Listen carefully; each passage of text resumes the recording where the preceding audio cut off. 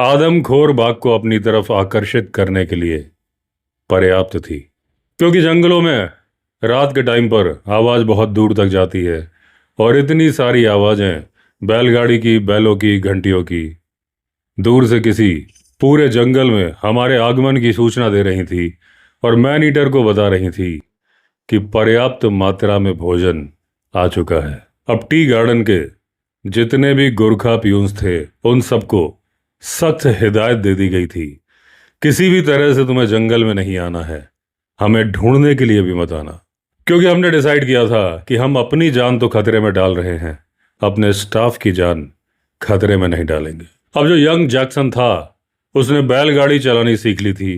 आज बैलगाड़ी वही चलाने वाला था और बीच बीच में बैलों की पूंछ भी मरोड़ने वाला था। और जब जब वो पूंछ मरोड़ता बैल कहते 001 तुम्हारी बहन को नमन। अब आसमान में फुल मून था, यानी पूर्णिमा का चंद्रमा था। चांदनी चारों तरफ बिखरी हुई थी, पेड़ पौधे पहाड़ चट्टान साफ नजर आ रहे थे और हमारी बैलगाड़ी चल रही थी घोंघे की चाल से, यानी कि धीमे धीमे। रात के बज रहे थे 2। धीरे धीरे हमारी बैलगाड़ी जंगल के उबड़ खाबड़ रास्तों पे चलती हुई बढ़ रही थी बनवाली फैक्ट्री की तरफ।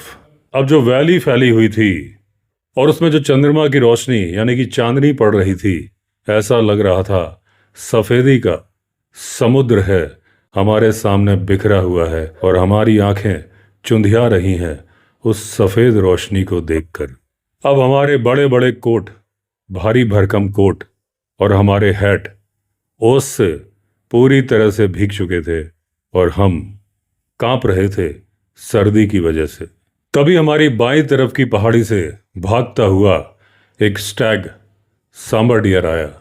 इतनी तेजी से आया कि हमें ऐसा लगा कि हमारी धड़कन रुक गई और हमारी सांसें थम गईं।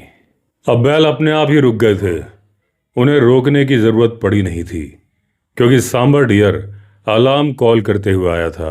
अचानक ही उसकी अलार्म कॉल रुक भी गई थी। अब जंगल में छा गया था सन्नाटा।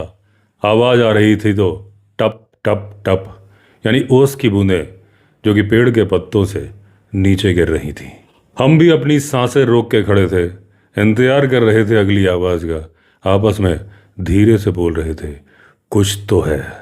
तभी कुछ टूटने की आवाज हमारे बाएं हाथ की तरफ से आई। हम पूरी तरह से चौकन्ने हो गए थे।